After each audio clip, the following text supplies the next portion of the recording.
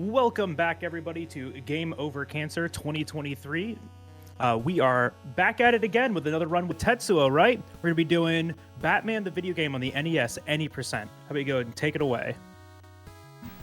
Hey guys, it's been a while. It's Tetsuo. I grew like 20 O's since you last saw me, so I am a much more prolific, stronger, faster Tetsuo. And speaking of fast, I got speedrunner Squabbler with me doing commentary. Do you want to introduce yourself, bro? Yeah, I'm Squabbler. Thanks for introducing me. No, you're a madman for doing a FPS followed by a platformer, just so you know, back to back. Some screws are loosed. That's for sure. But thanks, man. I appreciate you being here. I'm looking forward to Squabbler's commentary. Looking forward to running this game for you guys. This was one of the more recent runs I've learned, and I just became totally enamored with it. It's a fantastic speedrun. I would highly suggest anyone that enjoys platformers to pick this game up. Anyway, let's... what I'm going to do here is I'm going to do some memory manipulation. So I'm going to reset the game and hold start, and that way I cycle through the title. What you want to do is you want to hold start whenever there's like a transition at the end of the stages to get a certain Joker fight. You avoid getting him shooting 2 times in the introduction of the fight. So with that being said, I think I'm good to go. So I'll start the timer whenever Batman falls. Here we go.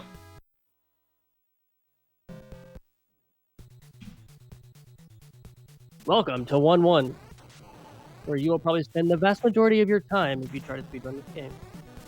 No, seriously though, 1-1, the goal is to get the most amount of ammo you can, because you will need a lot of it throughout the run. The way this works, all the drops are based on globals. So if your global gets off, obviously your drops get off. That was pretty good. So if you want to leave around 40 or higher, there are strats to get in the 90s or the 70s or whatnot, but obviously if the global gets off, you'll miss a drop.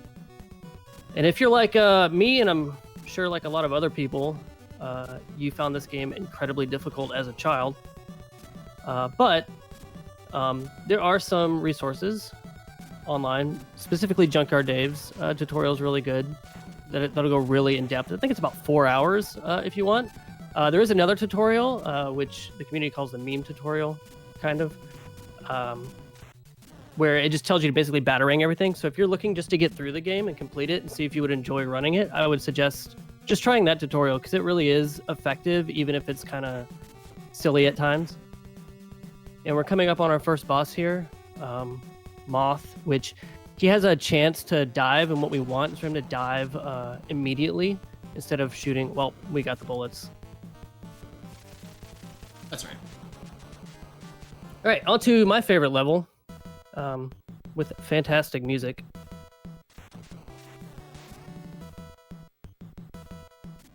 Pretty simple platforming through this level. Until you're going for top times, and then it becomes very difficult and very frustrating.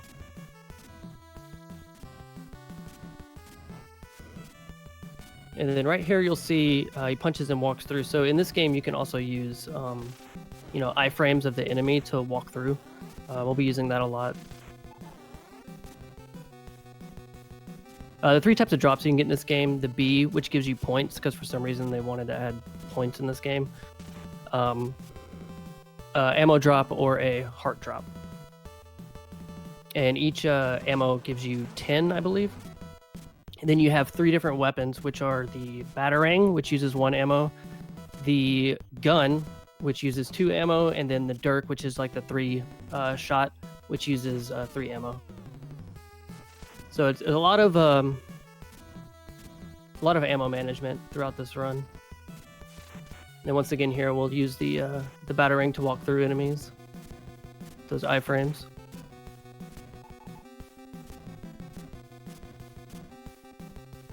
Then let's see if he goes for the task jump here. So that jump right there you just saw, where he neutral jumped and grabbed the left wall, that is a... Okay, that's ridiculous. You did it twice. Those are like 2 to 3 frame jumps because you have to neutral jump, press right, and then press left and jump off the wall. And it's a very, very, very tight window. So that was really good. Points. More points. Is there a points leaderboard on this? Because that would be interesting.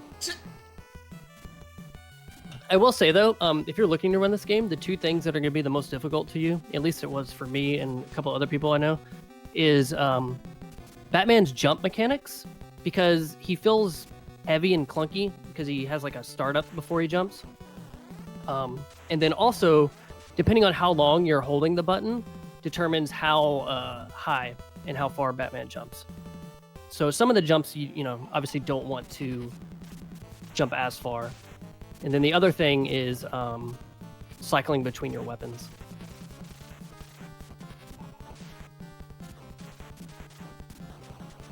Nicely done. All right, now we get to experience everyone's favorite enemy, which is the jumpers. Luckily, in this one, we can manipulate them just like that. So if you stop before that line and wait for the jumper to hit the ground and then go, he will jump towards you, and you can use your gun to iframe through him. And then this next one coming up, you can also manipulate by long jumping, and you got a short jump. That's okay, he stayed back. This one is, you can take safe. There are some patterns. They each have 4 patterns. So obviously the more there are in a level, later on you'll see, it makes that level so much more difficult. Because you have to worry about so many different patterns. And there's another one coming up down here, where if you hug the left wall, you can get him to do a short hop like so. This one I don't know how to manipulate, but he can be a jerk and ruin your runs a lot of times.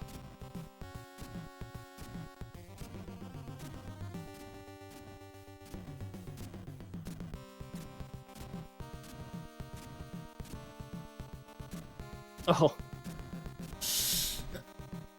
This next room is one of the hardest ones in my opinion for like the beginning of it. This part right here, you have to kill that Roomba and then clip that one and get past the tank. But as you saw, the Dirk missed the second Roomba, so he took a hit there. You could practice that for so long and still just barely miss it. It can get frustrating.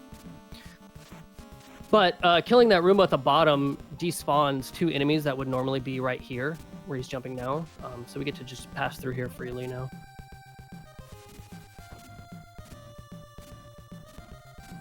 And in this one, we do a delay jump there, that neutral jump.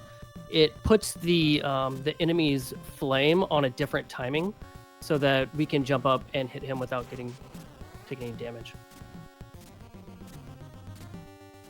The boss coming up, Electrocutioner, I think is his name. You generally want to have 4 bars of health. You can do it in 3, but you want to take damage when he jumps at you to switch to your fist, just like that.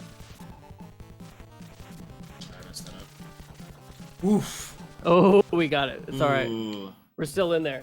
And this is the level that destroys everyone's runs and everyone's hopes and dreams. Because this first jump is just, you have to react to this. Yeah, you got the worst pattern. You have to react to that jumper. You don't know what he's going to do. And you have, I think, 4 patterns to react to. Oh, that's interesting. You caught the boomerang in the air. That's a lot of ammo drops. That's really good. So we're up in the 70s now. So this one, you can either just keep going fast and using your iframes to jump through them, or like Tetsuo did for that first jumper, you can just hang back and throw 3 Dirks. Either way works. This jump sequence coming up is one of my favorites in the game because you have to use a good combination of full jumps and short hops, as well as crouch Dirks to hit the enemies in order to get through. Oh.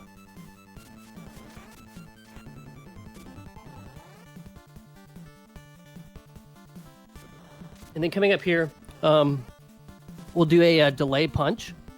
So what the delay punch will do is it'll cause the bullet falling from this ceiling enemy to go first, so then you won't take the damage jumping through.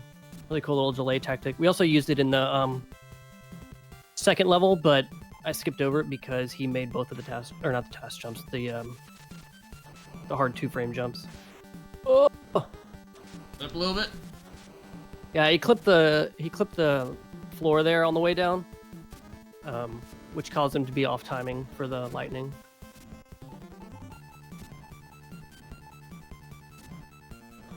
I would say this screen, by the time you get to this screen, is one of the hardest screens to get through as a early runner, because coming up there'll be 2 sections of tanks that, oh, we went the low route, let's go. 2 sections of tanks right here, which can be kind of difficult to deal with if you're first starting out running. And since by the time you get here, you're generally lower on health, so you want to take it a little slower. All right, we're coming up to boss number 4, which are the cubes. And the cubes only have, I think, 3 patterns, but you can manipulate the patterns based on what you see at the beginning of the fight. And we'll see what pattern we get here. So he did not shoot. So that cube on the right did not shoot, so he does not have to pause the game to reset the pattern, which is good. Oh no, he got away! Oh no! That's all right. We wanted you to hear the death sound. Is really what it was. Because Sunsoft makes fantastic music and sounds in their games. I messed up again. Oh no! No. It's fine. Everything's fine. Just a cube. It's just a cube. There you go. That was actually good. It stopped right on you.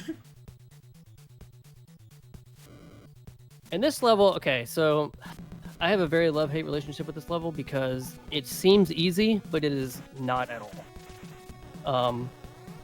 This is the climb, and even for casual runners, or even just casual players of this game, this level can be a nightmare. So these gears you see, they have really wonky hitboxes. Sometimes it feels like their hitboxes are bigger than what it looks like, and sometimes it feels like they're smaller because Batman just like goes through them. I don't know why, but it feels that way. But the climb coming up here is a lot of timing. So you see there the delay to get past the fireball. This jump right here is I think 1 frame or 2 frames, and as a casual runner, it's just not fair at all. But some things you can do is like just fall into the gears and take the hit and then just jump up the side. That was actually really good timing on that climb right there.